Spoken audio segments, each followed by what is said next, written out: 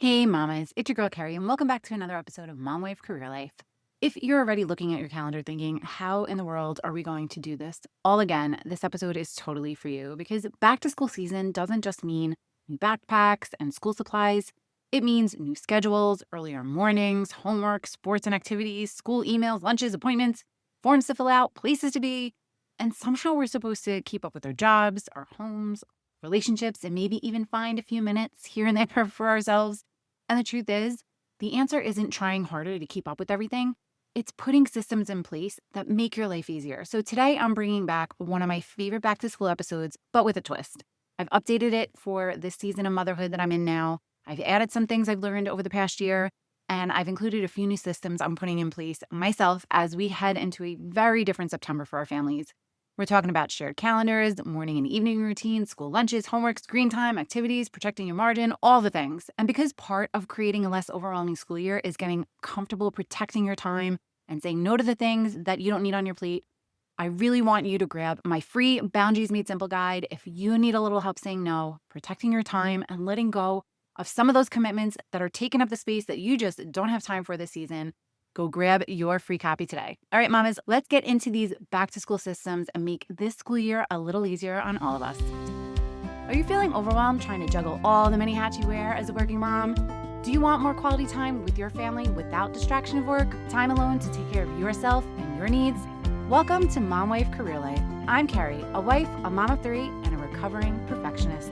In this podcast, I will teach you how to create balance in your life by implementing healthy habits, organizing your home and your schedule, being so intentional with your time and in your relationships, and most importantly, how to start putting your needs first because no one can pour from an empty cup. Grab that second cup of coffee, or if you're anything like me, your third. It's time to dive into today's episode of Mom Wife Career Life. If you've been listening the past few weeks, you already know that this September is going to look a whole lot differently for our family. On the very same day that Kaylee and Michael head back to school, Russ and I are going to be driving Ashley to college, which the thought of it just makes me cry daily. And to make it even more emotional, Kaylee asked if Ashley could drive her to her first day of school before we head out. And that just tears my poor mama heart apart, just thinking of them saying goodbye. It's funny because a few months ago, Kaylee was very excited about Ashley going to college. She couldn't wait to have her own room. She was counting down the days.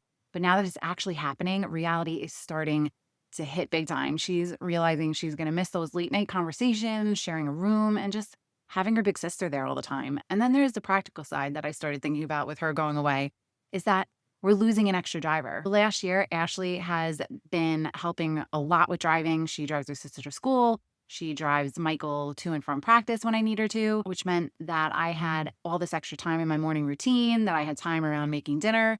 Well, that's over, unfortunately. This year, I'll be back to driving Kaylee to school every morning, which is going to be a huge change for me. And as much as I want to say I'd love the extra time with my daughter, she's not a morning person. So a lot of the times it's not the most enjoyable, or we're just not talking to each other because she's still trying to wake up. But it also means that my mornings are changing too. And I think that's something that we don't talk about enough. Every school year doesn't just change our kids' routine, it changes ours. And as moms, every September requires us to adjust. Sometimes it's because our kids are starting kindergarten. Sometimes it's because they're starting middle school, sometimes high school, sometimes college. Every season asks us to become a slightly different version of ourselves. And listening back to this episode reminded me that while our seasons change, good systems, they don't need to. In fact, I think I need them more now than ever. So today, I'm sharing one of my favorite back to school episodes that I've updated with a few new lessons I've learned over the past year and a handful of new tips that I think are even more important today than when I originally recorded it. Because here's what I've learned after years of juggling a full-time corporate career, raising 3 kids, building a business, running a podcast, and somehow in between it all, finding time for date nights, for hanging out with my friends, and for that self-care. Balance doesn't happen by accident. It's built through systems. So if you're already feeling that little knot in your stomach, thinking about everything that's coming over the next few weeks, I want you to take a deep breath. And I want you to realize that you don't have to have it all figured out today. Just focus on putting a few systems in place that will make this school year feel just a little bit easier. And we're starting with the first tip that is probably the single most important organizational system in our entire house. And that's having one shared family calendar. Not 3, not 4, just one. One source of truth. And for us, that's our Google Calendar. Every single thing goes on there. School events, sports practices, doctor's appointments, birthdays, concert, date nights, vacations. If we have big work meetings that are outside of working hours, if it's happening, it's all on that calendar. We know who needs to be where and when and who's doing what. And I'll be completely honest with you, Russ manages our social life. Like he seriously manages most of it. We have an amazing group of friends that we absolutely love doing adulthood with, whether we're planning concerts, dinners, weekend getaways, or just hanging out for a game night. Russ is usually the one responding in the group texts and coordinating everything. I definitely jump in here and there, but he's the social planner in our family. And honestly, I'm so grateful for it because it's one less thing I have to think about. But because we both manage different parts of our lives, having that one shared calendar is our non-negotiable. It's how we know who's picking up Michael, who's driving Kaylee, whether I have a late work meeting, whether we're already committed on a Saturday night before saying yes to another invitation. It eliminates so many unnecessary conversations because we're both looking at the exact same information, and it's truly become the single source of truth in our family. Number two is one that I don't think I fully appreciated when I recorded this episode the first time, is build your calendar around your non-negotiables first. I think so many moms do the exact opposite. We fill our calendar with everyone else's priorities first: the school events, the work meetings, the practices, the appointments, the birthday parties. And then we try to squeeze ourselves into whatever time is left. And this year, I'm totally doing things differently. Before anything goes on my calendar, I'm protecting my morning routine first. I'm protecting my time with God. I'm protecting family dinners whenever possible. I'm protecting date nights with Russ because those aren't luxuries. Those are my big rocks. They're the things that keep me functioning. Because when you schedule what matters most first, it's amazing how much easier it becomes to say no to the things that don't. Number three is a game changer if you're not already doing it. Create a home management center or command center. It's nothing fancy, but honestly, it's become the central place where our family can quickly see what's going on. For us, it's where I hang our monthly calendar, any important papers or reminders or anything else that everyone needs to know. My mom lives with us. I've shared that before. So it's especially helpful because she's not on our Google Calendar. I will not ask her to use technology. She barely knows how to text people. She pretty much knows how to like a text, and that's just our acknowledgement that she actually read it, but she does not know how to type back. So having a calendar in our kitchen and our command center is really helpful because she can glance at it, she can see what's happening, the kids can see what's happening without having to ask us 20 questions. And I've looked at all the beautiful Pinterest command centers over the year, and one day maybe I'll upgrade mine, but for now, mine is a simple cork board with a wooden frame that matches my kitchen cabinets. Is it Pinterest worthy? Nope. But does it work? Absolutely. And I've been happy with it for probably 11 years now, as long as we've been in this house. So I really don't think I'm going to change it, but maybe if I see something beautiful that I come across and I have that disposable income, I might splurge. But for now, it is my wooden frame. And that is something I want to remind you of this school year too. Don't try to get caught up in trying to make your systems look perfect. Make them functional. The prettiest planner in the world won't help you if you never open it. Number four, start establishing your evening routines now before school actually starts. And I've said this for years because it's so true. Calm mornings begin the night before. If your mornings feel rushed, chances are that your evenings need a little more structure.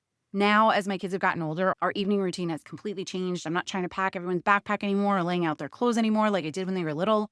My job has shifted from doing everything for them to teaching them how to do things for themselves. And that's one of the hardest transitions of motherhood in every stage. As much as we love to keep taking care of everything, eventually your job becomes helping them become more independent. So now our evenings look more like checking that homework is finished, making sure sports bags are packed, devices are charged, and making sure everyone knows what tomorrow looks like. It's less about me doing all the work and more about making sure the systems are in place so that everyone can do their part. Because one day those kids are going to grow up, one day they head off to college, and that's exactly why we spent all those years slowly teaching them responsibility. And I'm learning a lot of things that I could have done better with Ashley heading off in less than a month. Number five, revamp your morning routines. If you've listened to this podcast for any length of time, you already know how much I value my morning routine. It is my sacred space. It truly sets the tone for my entire day. And I'm still a huge believer that whenever possible, moms should really try to get up before everyone else, even if it's only 30 minutes. Having that quiet time before the house wakes up is one of the greatest gifts you can give yourself. For me, it's my time with God, it's my coffee, it's my gratitude practice, it's my movement, it's planning my day before everyone else's needs become my priority. And now I know I just told you that losing Ashley being home means I'll be driving Kaylee to school again this year. And that takes about 30 minutes out of my morning, which means I'm going to have to make some serious adjustments that I'm not looking forward to. But instead of giving up my morning routine, I'm simply shifting it because seasons change and our routines, they need to change with them. So the goal isn't to do the exact same routine forever. The goal is to protect the habits that help you become your best self, even if they look a little different this season. Your kids, they need routines too, especially those first few weeks of school. Whether you have a kindergartner or a high schooler, having that predictable morning routine helps everyone know what's expected. You get dressed, you brush your teeth, you make your bed, you eat your breakfast, you pack your backpack, you fill your water bottle. Whatever your family routine looks like, consistency is what turns those tasks into habit. And I said make your bed, but really 1 out of 3 make their bed if I'm lucky, which is something I am totally working on. Hopefully this year will be the year that they all make their bed. Well, Ashley, she'll be in college. It'll be her roommate's problem, not mine, but the other two is a work in progress. Number 6, and honestly, my least favorite part of the school year, preparing for school lunches. And I have to laugh at this one because when I recorded this episode the first time, I was still making lunches for everyone every single day. Well, things have very much changed in our house. Last year, I gave in and I started letting the girls buy lunch at school, which was a little bit more expensive. But when I really looked at the return on investment, not just financially, but in terms of the time it gave me back and the mental load it took off my shoulders, it was honestly one of the best decisions we could have made. Sometimes we get so focused on saving money that we forget to ask ourselves, what is my time worth? What is my peace worth? And for us, it was worth every penny. And honestly, I say us, but it wasn't on Russ at all. He wasn't doing school lunches. It was all on me. So for me, it was worth every penny. Now, Michael, he'll still bring lunch on most days, but that's a whole lot easier than making 3 different lunches for 3 different picky eaters every single night. And that's another reminder that every family is different. If packing lunches works for you, fantastic. If you do those nice, cute little bento boxes, kudos to you. If buying school lunches helps your sanity during the season, that's okay too. There's no award for making life harder than it has to be. So whatever works for you, keep doing it. Next up is school supplies. And this is actually one of my favorite parts of back to school season because I have always been a little bit of an office supply nerd. Like I get really excited opening those fresh notebooks, those new pens, the highlighters, the color-coded folders. I love it all, except the price of it because things have gotten really expensive, especially for Post-it notes. I can't believe little pieces of paper with sticky on it are so expensive and my kids blow through them. So looking for them on sale now. But I've also become much more practical over the years. Before I buy anything, I go through what I already have. And you'd be amazed how many supplies are still perfectly good from last year. Those Post-it notes, I just take off the first few and the last few. All the lintern stuff that came off their backpack from the prior years and all the middle part is still great. And Kaylee has always been incredible about taking care of her school supplies. So there have been years where we barely have to buy anything because what she used last year is still in such great condition. So reuse what you can, replace only what you need. Your wallet will thank you. Number 8, create a homework station. Now, my kids have always been a little different when it comes to homework. They all cannot sit together. Someone inevitably starts talking, someone gets distracted, someone needs complete silence. So we've always had multiple homework spots throughout the house. Michael usually works in his room or at the dining room table. The girls would like to spread out depending on who needed quiet, whether it's the desk in their room, their office desk, the kitchen counter. This year, things are going to look a little differently. There won't be a fight over who gets to use the desk in the girls' room anymore. It'll be Kaylee's because Ashley won't be here. And just saying that out loud feels a little strange, but it's another reminder that every season changes the way our homes function. So instead of trying to recreate what worked 5 years ago, don't be afraid to adjust your spaces as your family needs. And wherever you're creating these homework stations, make sure you have the supplies that your kids need to actually do their homework, whether they need colored pencils and crayons. I like to have a little bin with everything they might need, scissors, glue sticks. As they get older, they don't need that much. But if you keep everything in that little caddy, less chances that your kids are going to use an excuse to get up to get a school supply and help them stay focused to just get their homework done. Number 9. Have boundaries with screen time. And if I'm being honest, this is one area that we completely slipped last year. Life got really busy. There was a lot going on behind the scenes between work, college planning, traveling, podcasting, and just everything that life threw our way. I was not consistent as normally as I would try to be. And that's okay. I'm giving myself grace. We're all human. But the one thing we are changing this year is with Michael. His phone is going away right after school until his homework is completely finished. No negotiating. No, I'll do it in 5 minutes. No scrolling while attempting homework. Homework comes first, phones come later. And I learned that consistency is so much easier than constantly renegotiating expectations because kids thrive when they know exactly what the rules are. And as adults, we probably do too. Number 10 is limit the extracurricular activities. One of the biggest lessons I've learned over the years is that our kids need a healthy balance of activities and downtime. And I absolutely think it's important for our kids to try different sports, clubs, music, theater, whatever sparks their interest, but I also think it's okay to recognize when something just isn't the right fit. I learned that lesson with my own girls. I always imagined that they'd be dancers because I love dance so much, even though I'm not a dancer, but they had very different plans. They hated the costumes, they dreaded the recitals, and every week it became a battle just to get them dressed for class. So eventually we stopped. It was more of a pain for me to fight with them. than to just let them give it up. Kaylee ended up being my sporty one, which shocked me. And while she tried a few different sports out before finding the one she really loved, I never regretted letting her explore different activities until she found her thing. And one rule that we've always had in our house, though, is if you sign up for something, you finish that season. We don't quit because something gets hard or because we had one bad practice. We honor our commitment. But once the season is over, we sit down and we decide if it's something that we want to continue or whether it's time to try something new. And once you have your activities set for the year, create systems around them. Keep uniforms together. Have one bag for each activity. Leave an extra water bottle in the car if you need to. Find a designated place where everything belongs. It sounds simple, but those little systems are going to eliminate so much chaos. Number 11, build a relationship with your kids' teachers early. And this one bit me in the butt last year a little bit because I really didn't build a relationship with Michael's teachers. And it's something that I am course correcting for this year, but don't wait until there's a problem to introduce yourself. Open up those lines of communication from the beginning of the year, regardless of what grade your kids are in. Middle school, it gets a little harder. The parents get a little bit more disconnected from the teachers. And I think that prepares you for high school because you absolutely have no interaction with the teachers, which helps build communication skills with the kids. But it's also parents want to know what's going on. But honestly, elementary school, one of our favorite teachers had a policy where if your child was having a rough morning or something difficult was happening at home, all you had to do was write a note and put it in their folder saying, handle with care. No explanation was needed. She simply knew that she had to keep an extra eye on them that day. And I love that because it reminded me that teachers truly are a part of your village. They want what's best for our kids as much as we do. So reach out, send an email, introduce yourself, see if you could chat with them. It's so worth the effort.